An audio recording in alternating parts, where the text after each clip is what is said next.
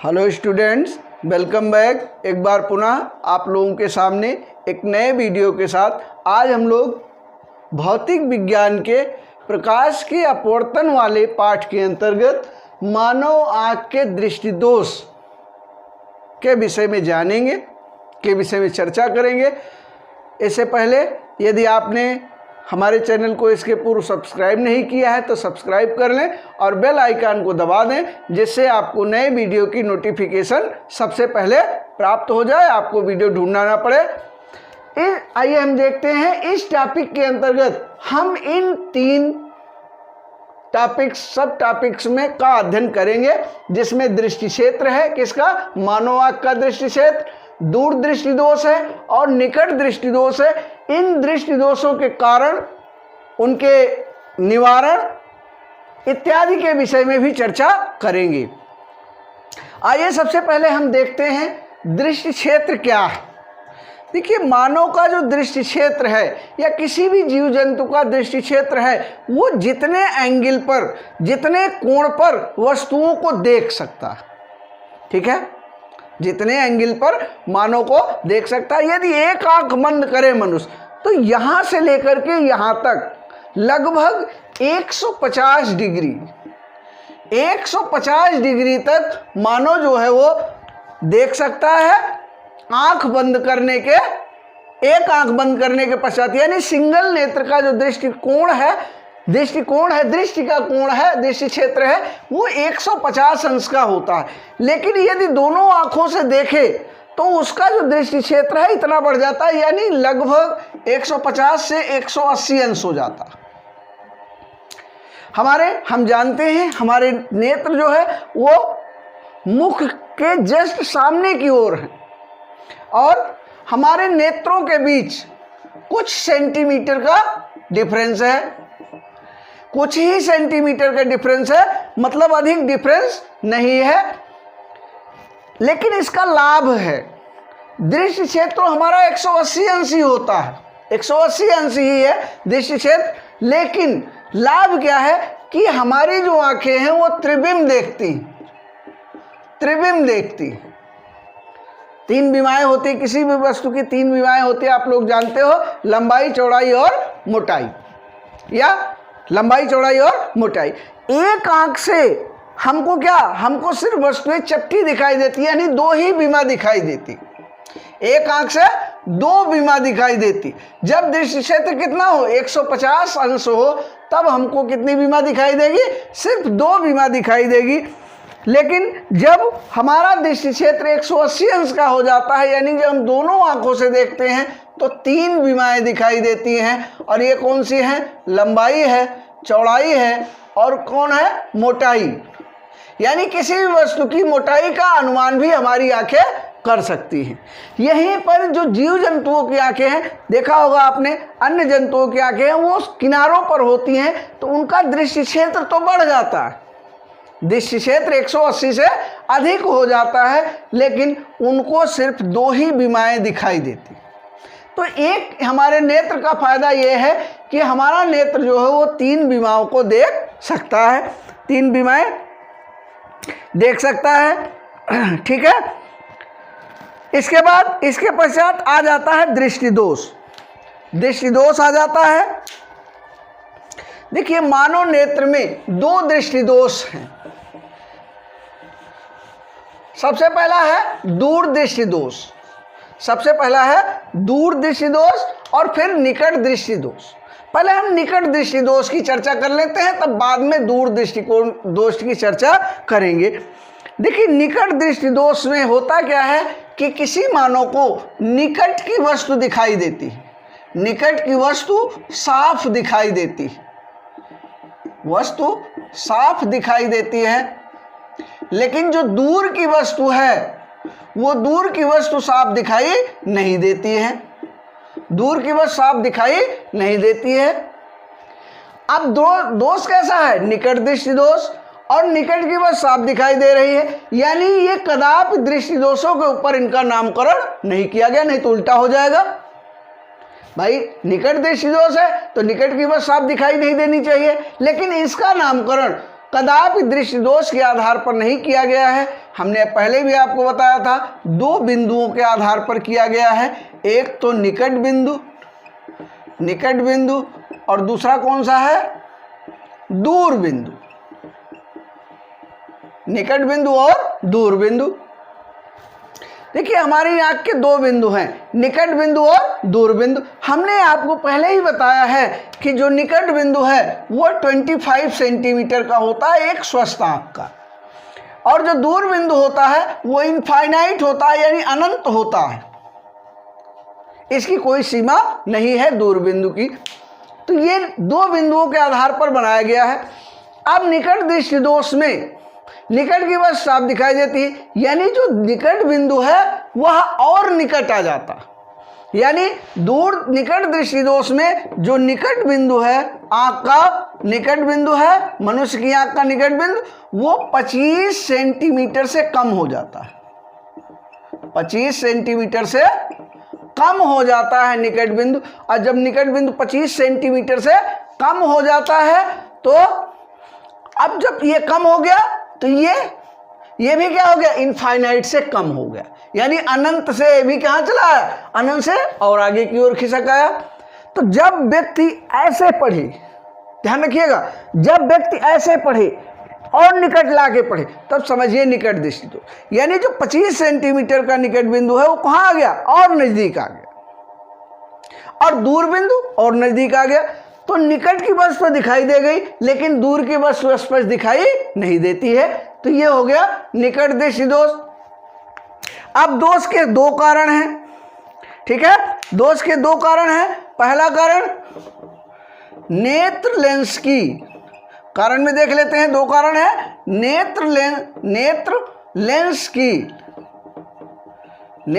की वक्रता बढ़ जाए, वक्रता बढ़ जाए, जिससे क्या होगा? फोकस दूरी कम हो जाए, फोकस दूरी कम हो जाए। पहला कारण नेत्र लेंस की वक्रता बढ़ जाए, जिससे फोकस दूरी क्या हो? फोकस दूरी कम हो जाए। दूसरा, नेत्र लेंस और रेटिना के बीच की दूरी बढ़ जाए। नेत्र लेंस और रेटिना के बीच की दूरी बढ़ जाए, रेटिना के बीच की दूरी बढ़ जाए, अब जरा चित्र से देख लेते हैं, ठीक है? चित्र से देख लेते हैं जल्दी से।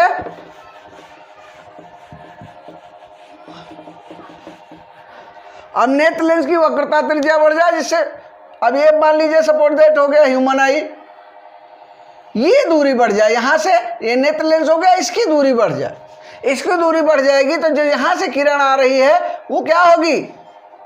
वो यहीं पर मिल जाएगी और रेटिना पर प्रतिबिंब नहीं बन पाएगा। प्रतिबिंब कहाँ बन जाएगा? प्रतिबिंब आगे ही बन जाएगा। प्रतिबिंब कहाँ बन जाएगा? प्रतिबिंब यहीं आगे बन जाएगा और वस्तु हमको स्पष्ट दिखाई नहीं देगी। या नेत्र लेंस की वक्रता बढ़ जाए, वक्रता बढ़ जाएगा तो फोकस दूरी क्या होगी? कम हो जाएगी, यानी जो फोकस दूरी यहाँ थी फोकस दूरी यहाँ हो गई, तब अब भी वस्तु दिखाई नहीं देती है। लेकिन यदि वस्तु नजदीक है, यदि वस्तु कैसी है? वस्तु नजदीक है, वस्तु पास में रखी हुई है, तो ये क्या होगा? समंजन क्षमता लगा लेगा नेत्र, और नेत्र जो है वो देख लेगा, यानी वस्तु यहां रखी हुई है तो वस्तु स्पष्ट दिखाई दे जाएगी, निकट है तो। अब दोनों ही स्थितियों में नेत्र इसको दूर करने का कारण, देखिए दूर करने का कारण क्या है, ऐसे ही समझ लेते हैं। मान लीजिए हमको निकट दिखाई देता है, हमको निकट दिखाई देता है, तब क्या हो?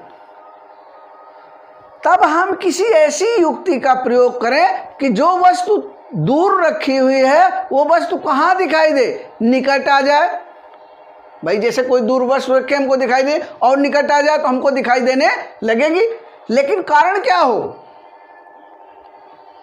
उसके लिए क्या किया जाएगा? कुछ ऐसी युक्ति अपनाई जाए कि आभासी रूप से वो पास दिखाई दे। किस रूप से? आभासी रूप से वो पास दिखाई दे तो क्या करेंगे?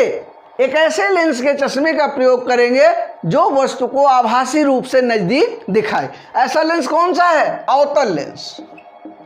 कौन सा लेंस है? अवतल लेंस।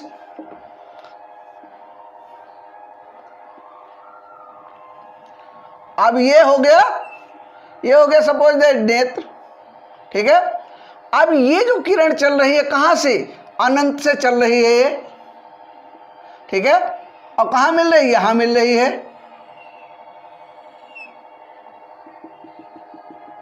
अब यहां पर हम अवतल लेंस रख दें। क्या रख दें? अवतल लेंस रख दें तो क्या हो? इसको आभासी रूप से यहां से चलाए, आभासी रूप से नजदीक से दिखाई दे, यानी यहां दिखाई दे। तब क्या होगा? यहां दिखाई देने से वस्तु हमको स्पष्ट दिखाई देने लगेगी, यानी अब हमको देखने में कोई दिक्कत नहीं होगी। वस्तु कहां रखी हुई है? वस्तु रखी हुई है दूर, लेकिन वो आभासी रूप से कहां दिखाई दे? इसके कम से कम फोकस पर दिखाई दे, तो ये इस वस्तु का प्रतिबिंब जो है यहां पर रेटिना पर बन जाएगा, ठीक है। यानी इस दोष को दूर करने के लिए हम जो है क्या करेंगे? हम अवतल लेंस के चश्मे का प्रयोग करेंगे, ठीक है। और ये अपवर्तित होकर अब रेटिना आर पर आकर के मिल जाती हैं। ये इसको आर मान लेते हैं। और कहां से आभास होता है इसका? कि ये मुख्य फोकस से होकर के आ रही, ठीक है। अब दूसरा दृष्टि दोष आता है दूर दृष्टि दोष।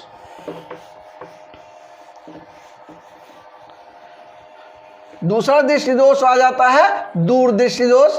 अब दूर दृष्टि दोष में क्या करते हैं? क्या होता है? अभी हमने बताया आपको दो बिंदु, नेत्र के दो बिंदुओं के विषय में हमने आपको बताया। पहला बिंदु निकट बिंदु, दूसरा बिंदु दूर बिंदु।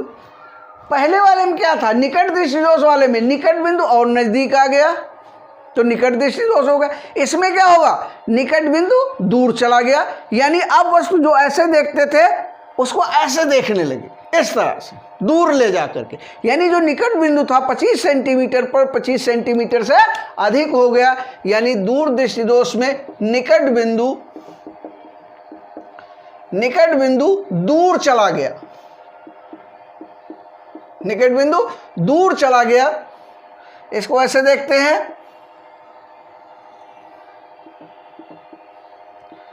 ऐसे देखते हैं इसको कि दूर की वस्तु स्पष्ट दिखाई दे रही है, यहां पर प्रतिबिंब बन रहा है दूर की वस्तु का। लेकिन जो निकट की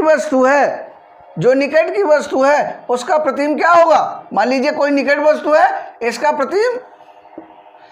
प्रतिबिंब यहां बन रहा है, यहां बन रहा है, इस जगह बन रहा है, यानी नेत्र लेंस से रेटिना से दूर बन रहा है, ठीक है। तो ऐसे दृष्टि दोष को हम दूर दृष्टि दोष कहते हैं। जब निकट बिंदु जो है वो 25 सेंटीमीटर से अधिक दूरी पर आ जाता है तो ऐसे दृष्टि दोष को हम दूर दृष्टि दोष कहते हैं। जब निकट बिंदु दूर चला जाए तब ऐसे दृष्टि दोष को हम लोग दूर दृष्टि दोष कहते हैं। अब इसके कारण क्या है? इन दृष्टि दोषों के कारण क्या है? पहला कारण है इस दृष्टि दोष का पहला रीजन के नेत्र लेंस की वक्रता कम हो जाए, नेत्र लेंस की वक्रता कम हो जाए और फोकस दूरी बढ़ जाए, फोकस दूरी बढ़ जाए। नेत्र लेंस की वक्रता कम हो जाए और नेत्र लेंस की जो फोकस दूरी है वो फोकस दूरी कैसी हो? कम हो जाए। अब यहां से जो फोकस दूरी यहां थी, रेटिना पर थी, वो कहां हो जाए? यहां हो जाए, यहां हो जाए, फोकस दूरी बढ़ जाए। दूसरा, नेत्र लेंस से रेटिना के बीच की दूरी कम हो जाए, किसी कारणवश ये जो दूरी यहाँ थी ये घट करके और पास आ जाए, तो प्रतिबिंब कहाँ बनेगा? रेटिना से दूर बनेगा। दो कारण है, नेत्र लेंस और रेटिना के बीच की दूरी, रेटिना के बीच की दूरी कम हो जाए। उसमें क्या थी, बढ़ जा रही थी निकट दृष्टि दोष में, निकट दृष्टि दोष में क्या हो रही थी, बढ़ जा रही थी, इसमें कम हो जाए, अर्थात नेत्र गोले का व्यास कम हो जाए, यानी नेत्र गोले का व्यास कम हो जाए।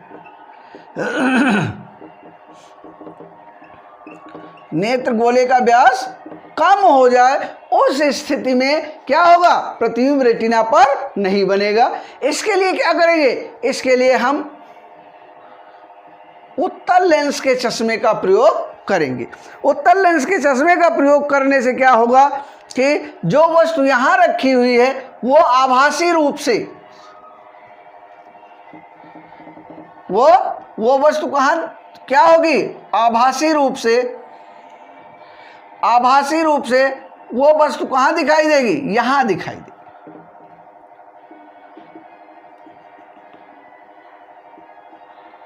आभासी रूप से यहां दिखाई देगी, इस स्थान पर। यानी अब जो निकट वस्तु है वो कहां दिखाई देगी, आभासी रूप से दूर दिखाई देगी।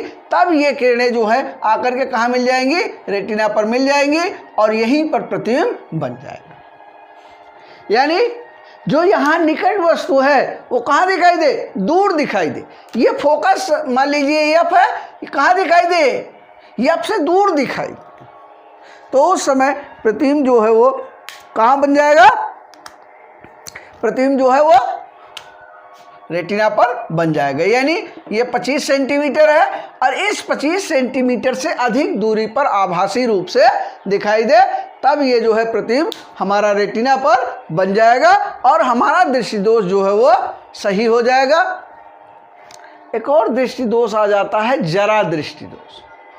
देखिए जरा दृष्टि दोष में क्या होता है कि जो ये मांसपेशियां यहाँ होती हैं, ये इनका लचीलापन कम हो जाता है, इन मांसपेशियों का लचीलापन कम हो जाता है, जिसके कारण से जो नेत्र की समंजन क्षमता है, अगला है जरा दृष्टि दोष, जरा दृष्टि दोष।